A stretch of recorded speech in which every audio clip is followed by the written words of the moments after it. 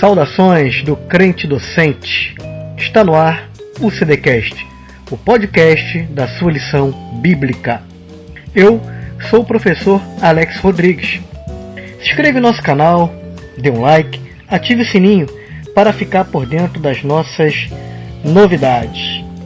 Abordaremos a lição de número 2, cujo título: A obediência produz maturidade. Vou repetir: a obediência produz maturidade. Lição de número 2, da editora Central Gospel. Muito bem, dando início aqui à nossa série de estudos, abordaremos 3 tópicos. Primeiro tópico, o que impele o cristão à obediência. O segundo tópico, ensinamento do profeta Jonas. E o terceiro tópico, a quem devemos obedecer. Uma pergunta. Vamos iniciar então? Bem, o cristão só será maduro. O que é uma maturidade? É ser forte, ser exemplo, né? Não se machucar com qualquer coisa, adquirir ali uma série de requisitos que demonstra que ele já passou por muita coisa, mas nada mais o abala como antes. Isto é maturidade. Então ele só atingirá esse nível de maturidade de verdade se ele obedecer incondicionalmente ao Senhor Jesus. Incondicionalmente, ou seja, em troca de nada, visando, focado somente nisto, focando apenas a salvação e focando ser instrumento usado como uma ferramenta poderosa nas mãos do Senhor. Por isso ele tem que obedecer para adquirir a maturidade que é fundamental para o processo de vida cristã. Amém? A palavra obediência é interessante, que ela vem do latim ob aurire. Ob aurire, na verdade tem um D, só que se fala aurire. Ob aurire, que significa saber ouvir. E para saber ouvir nós temos que saber também que muitas vezes a gente ouve falar, né? Deus deu 2 ouvidos, uma boca para falar menos e ouvir mais. Isso é uma grande verdade. A gente parar para pensar nesse simples fato da fisionomia humana, a gente já entende aí que saber ouvir, você tem que estar com os ouvidos ungidos, ouvidos prontos para ouvir a voz do Senhor. E aconteceu no Antigo Testamento diversas vezes, né, com vários exemplos que poderíamos citar aqui. Eu não vou me aprofundar em outros exemplos, para não fugir aqui o que o autor colocou para nós. Mas podemos apenas citar rapidamente quem tinha ouvido ungido. Isaías, quando Deus falou com ele, e ele aceitou, ouviu a voz do Senhor e prontamente ele se colocou à disposição para trabalhar na obra. Quando ele fala, eis-me aqui, Senhor, porque ele ouviu a voz do Senhor. Então a gente tem que saber ouvir. Um grande exemplo também que eu gosto muito é falar de Neemias. Neemias, o grande construtor, planejador, o reconstrutor do templo de Israel, dos muros de Jerusalém. Ele ouviu a voz do Senhor, agiu com sabedoria, com estratégia, e depois ele foi falar para o povo a importância de saber ouvir. Porque quando tocar a trombeta, você tem que estar com o ouvido ungido para poder agir. Amém? Bem, quando nos permitimos ser governados pelo Senhor, estabelece-se em nós um movimento vivo e crescente. Esse movimento que vai nos levar à maturidade. Então a gente tem que estar disposto, tem que estar, eis-me aqui, Senhor, assim como disse Isaías. Aí nós entramos aí no primeiro tópico. O que impele o cristão à obediência? Interessante isso aqui, né? Porque você pegar obediência, obedecer, tem a ver com cumprir ordem. E ordem não se pondera. No meio militar é muito falado isso, né? Ordem se cumpre, não se pondera. O que é ponderar? É ficar perguntando por quê. Não, ordem é ordem. A Bíblia é um livro de leis, preceitos, ordenanças, mandamentos. Então, o que está na Bíblia a gente não pondera. A gente crê, aplica, pratica e divulga, difunde esse conhecimento. Até porque não é nada absurdo.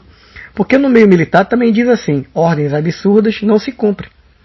Porém, lendo a Bíblia Sagrada, a gente vê que nada é absurdo.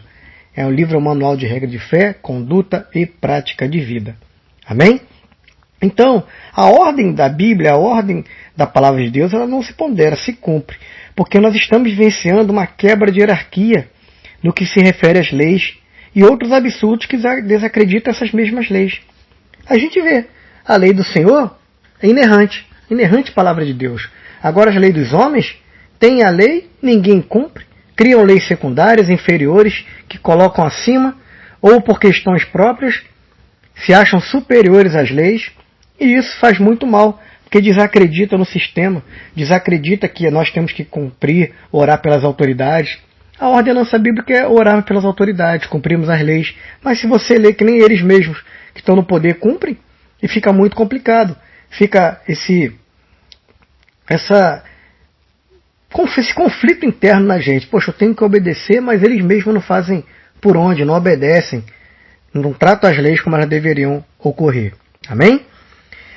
Não entender que somos discípulos, servos fiéis, não entender o conceito de reino, isso aí é grave. Quando não se obedece, você não está entendendo. O que é um discípulo? Aquele que é aprendiz, aquele que aprende, o discente, que está disposto a andar com quem quer ensinar. E a gente não aprende, porque não temos a noção de discípulo, não temos a noção de ser servos. Estamos aqui para servir ao Senhor, não temos a noção que temos que ser fiéis, fiel a Deus em todos os sentidos, em todas as esferas. As pessoas hoje que não obedecem à palavra de Deus, elas não entendem o conceito de reino. Reino para ela é como se fosse o reino aqui. Ela não entende que o reino do Senhor é muito mais abrangente. A abrangência do reino é uma coisa tremenda. É uma coisa que a gente imagina estar pela eternidade sob o comando do Senhor Jesus, morando no céu. Eles não entendem que tudo que nós fazemos aqui, nosso trabalho, nossa vida, cuidar da família, estudar, até o lazer, é tudo para a glória de Deus. Então nós temos que entender o que é a noção de reino, que a gente passa a obedecer incondicionalmente ao Senhor. Quando não se tem essa noção de reino, aí já gera outra coisa, você fica sem visão, sem unidade, sem autoridade e sem palavra. Eu gosto de citar sempre esses 4 elementos que são os pilares da Igreja Assembleia de Deus Vitória em Cristo. Você fica sem visão. Quando não se obedece, você não está dentro da visão que Deus deu ao pastor que foi colocado ali para liderar aquelas ovelhas daquele local. Então, se você congrega numa igreja que você não está na mesma visão que o pastor, você está em pecado. Então, o que eu te aconselho? Ou se enquadre, ou procure uma outra igreja que você esteja mais alinhado. Porque se você está na igreja que Deus deu a visão do pastor e você não concorda, não está obedecendo, está fazendo diferente, você está em pecado. Porque a visão vai gerar uma unidade. E quem não tem a noção de reino, quem não obedece a palavra, não está em unidade. Ele está dividindo a casa. E a Bíblia diz que a casa dividida não subsistirá. Vai romper, vai rachar, vai cair, será destruída.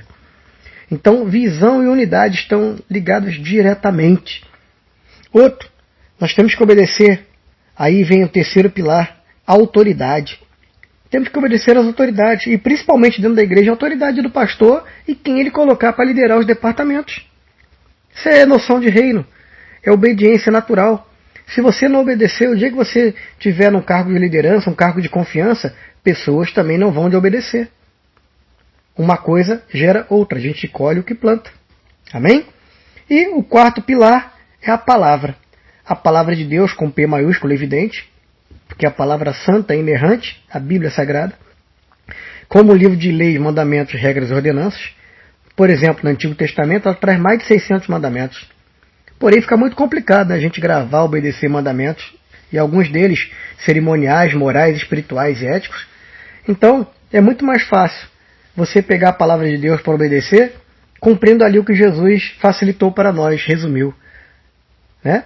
Amar ao Senhor teu Deus e amar ao próximo como a ti mesmo. Se você cumprir esses 2 mandamentos, você vai estar obedecendo todos os outros mandamentos do Antigo Testamento.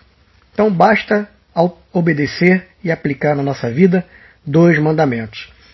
Então a abrangência do reino é isso, é você entender a visão, o que é unidade, o que é autoridade e o que é a palavra.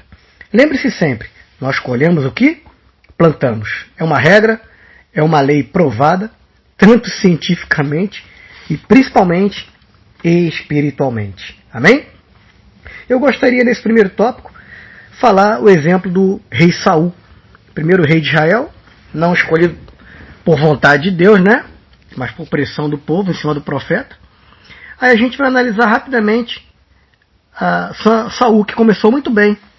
Depois ele cambou para a desobediência.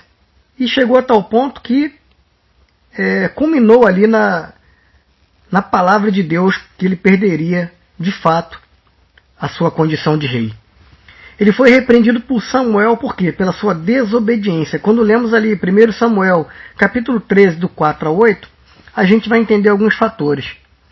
Quando o profeta manda ele esperar que o profeta iria chegar para oferecer, não é isso? E ele não espera. Ele vai lá e sacrifica e oferece a Deus, sendo que ele não tem esta função e não tem esta autoridade. Somente o profeta o tinha. Ele teria que apenas que governar politicamente o exército de Israel. Amém? Não se deve fazer cobranças superiores hierárquicos, como Saul cobrando. Você demorou, Samuel. Você demorou, fiz. Quem mandou você demorar? Praticamente ele falou isso. Está cobrando superior hierárquico. Ele sacrificou o que não era permitido. Acabei de falar. Por quê? Eu estou enfatizando isso, que não seria permitido. Porque esse dia seria o maior dia da vida de Saul. Samuel está vindo para lá justamente para colocar Saul no auge, que ele venceria uma batalha dificílima, e ele seria reconhecido pelo povo, mas não soube esperar o tempo e fez o que não lhe era permitido, que era sacrificar e adorar o Senhor. Amém? Prova de que ele não possuía maturidade espiritual exigida para o cargo que ele ocupava. O rei é exemplo. O rei tem que ser o principal a ter a maturidade para passar tranquilidade, experiência, credibilidade para o seu povo. Líderes imaturos, líderes que queimaram etapas na sua formação ou não têm as competências exigidas para o tal cargo, são os que mais sofrem com perda de membros, com descrédito, com desviados na igreja. Por quê? Queimaram etapas do seu desenvolvimento ministerial. Amém? Então ele não possuía, Saul não possuía. Aí o profeta vem com aquela palavra forte, Quando o Saul quis dizer que queria, sacrificar, aí Samuel fala: melhor é obedecer do que sacrificar. Vou repetir: melhor é obedecer do que sacrificar.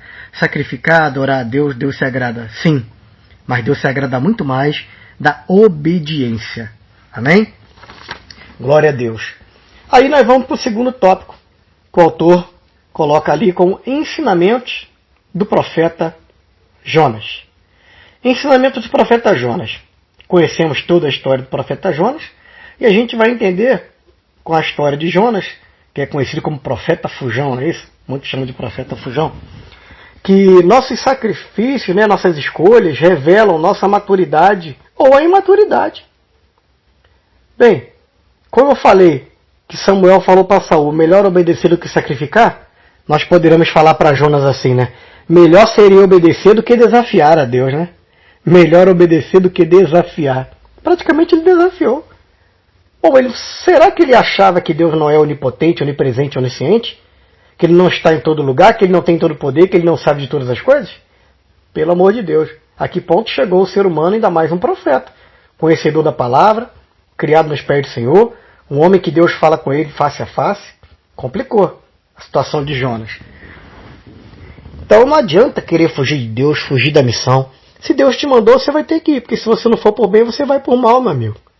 Nós estamos aqui colocados nesse mundo para obedecer à voz do Senhor, para cumprir a sua ordem, para cumprir a sua vontade soberana. Amém? Aí você conhece a história de Jonas, não precisa aqui repetir nem ler os versículos, pelo menos ali você lê Jonas capítulo 1, a partir do 2 ali, você começa a entender. Ele foi chamado por Deus, mas foi marcado por quê? Pela desobediência. Ficou conhecido como profeta fujão. Isso é feio para um homem de Deus. Mas ele manteve-se apático, indiferente à ordem divina, quando Deus mandou ele ir lá pregar o evangelho. Aí, o lugar é perigoso, o lugar é de bárbaros, vão me matar, eles não gostam de ouvir outros deuses, eles são conhecidos pela sua violência. Ali a parte humana dele, a gente entende que realmente ficou com medo. Hoje, muitos são chamados para pregar o evangelho, para obedecer a Deus, dirigindo um trabalho em uma localidade com uma comunidade violenta, perigosa. Aqui no Rio de Janeiro, então, nós temos vários exemplos de coisas que acontecem absurdas. Mas Deus mandou, você tem que ir, meu irmão. Você vai fugir? Aí você foge, não vou lá na comunidade que é violenta, tem gente armada, mas Deus mandou. Aí você fica com aquela pressão, aquele piano pesado, toda hora lembrando. Mas não vai. Foge de Deus. Vai acontecer alguma coisa depois, que você vai parar lá e vai pregar. Ou vai acontecer uma coisa com você pior, um assalto, uma coisa que poderia não ter acontecido se você tivesse obedecido à voz do Senhor. Não estou dizendo para você ficar passeando, tirar a hora de lazer em lugar perigoso, no meio de tiroteio. Não é isso. Eu estou dizendo para você obedecer a Deus. Se Deus mandou, você vá. Amém? Ele tentou fugir da rota, né, que Deus tinha traçado. Foi para outro lado, totalmente oposto. Aí, nós conhecemos bem a história, né? Eu tenho medo do ninivita. Seria até compreensível na ótica humana. Deus mandar você ir para um lugar e você não querer ir, você ir para o lugar oposto. Mas Deus fez de tudo lá. Aquela tempestade foi jogada ao mar, nós sabemos o motivo. Ficou no ventre do peixe por aqueles dias, fez uma reflexão, reconheceu o erro. Aí o que aconteceu? Deus fez aquele peixe cuspir ele justamente no lugar onde Deus tinha mandado originalmente, inicialmente. Pregar para os ninivitas, lá em Nínive. Enfim, aí sim, ele alcançou a esperada maturidade espiritual. Que ele começou a pregar, ele viu que tudo se encaixou, que Deus preparou todo aquele lugar para que ele pudesse pregar a palavra poderosa de Deus. Amém? Terceiro tópico. A quem devemos obedecer? Bom, isso é fato. Para nós cristãos, isso é muito fácil. A Deus, ao Espírito Santo. Quando a gente obedece a Jesus, lógico, né? Estamos obedecendo a Deus, ao Espírito Santo que está habitando em nós, que é Deus conosco. Então, devemos obedecer a Deus em todos os sentidos. Mas também devemos obedecer aos homens, principalmente às autoridades constituídas por Deus. Aos homens, às autoridades. É difícil? É. Ainda mais quando tem conflitos ideológicos e etc., políticos. Conflitos de interesses. É difícil. Mas a Bíblia manda e a gente tem que cumprir. Lembra? Melhor obedecer do que sacrificar. Melhor obedecer do que desafiar. E saber ouvir a voz de Deus. Então, ouça e aplique. Devemos obedecer também aos nossos pastores e líderes. Nossos pastores foram colocados para cuidar de nós. Eles darão conta das almas. Eles são anjos do Senhor colocados nas localidades para nos ajudar, nos guiar. Ele dá a visão específica para cada líder local, para cada pastor. E o pastor coloca líderes para tomar conta de departamentos, subdepartamentos. Então nós devemos obedecer à escala hierárquica. Isso é fato. Eu tenho um cargo muito grande no serviço público, sou um grande empresário, mas na igreja você é ovelha, você é membro, tem que obedecer ao pastor. Entenda isso, que você vai entender a abrangência do reino. Eu gosto muito dessa palavra, a abrangência do reino. O que ele abrange? Tudo, todo o mundo espiritual ele move no mundo material. Bem, eu falei que devemos obedecer a Deus, aos homens, são autoridades constituídas por Deus, aos pastores, são autoridades espirituais constituídas por Deus, mas também devemos obedecer aos nossos responsáveis. Estou falando para você, criança, jovem, adolescente, responder, obedecer a nossos pais, ou responsáveis, se não temos pais, nossos avós, alguém cuida da gente, instrutores, não importa, devemos obediência. E Deus se agrada disso. Honrar pai e mãe é obedecer. Amém? E nesse terceiro tópico eu vou citar o exemplo de Abraão. Porque Abraão, o pai da fé, obedeceu incondicionalmente. Mesmo que poderia ter algum conflito interno, ele obedecia a Deus sem pestanejar. Ali em Gênesis capítulo 22, se eu não me engano, versículo logo no início, versículo 2, 1 e 2, né? O exemplo de fé e obediência a Deus. E o fato culminante, marcante, foi quando o Senhor pediu a vida do seu único filho da promessa, né? Com Sara, que foi Isaac. Pediu em sacrifício o tão amado, tão aguardado e esperado filho na sua velhice. Mas Abraão, pela fé, obedeceu, fez conforme as instruções do Senhor, igualzinho. Parece que ele tinha anotado tudo, né? E foi lá e fez igualzinho as instruções. E pouco antes de sacrificar, porque ele ia mesmo sacrificar o filho dele. Aí o anjo bradou, por ordem de Deus. Bradou e mandou ele parar e providenciou ali uma oferta por sacrifício. É a prova de que ele ouvia e reconhecia a voz de Deus incondicionalmente. Abraão tinha elevada maturidade espiritual. Olha que diferença de Abraão para Jonas, né? Olha que diferença. Olha que diferença de Abraão para Saul. Nós contamos no início, logo do primeiro tópico. A diferença é muito grande. Marca da obediência. Por causa disso, enquanto um foi considerado um rei que não foi da vontade de Deus, do coração de Deus, o outro foi considerado profeta fujão. Como é que foi considerado Abraão? Olha que diferença, pela obediência. O pai da fé. Vou repetir. O pai da fé. Isso é muito forte, gente, é muito lindo. Amém? Então nós podemos fechar essa aula entendendo uma coisa muito interessante que eu gosto de brincar até com crianças. Porque o alfabeto que nós conhecemos durante o letramento, a alfabetização, A, B, C, D, E, não é isso? E vai embora. Mas o alfabeto do crente, o alfabeto do cristão, ele é diferente. Ele não é A, B, C, D. Ele é assim, ó.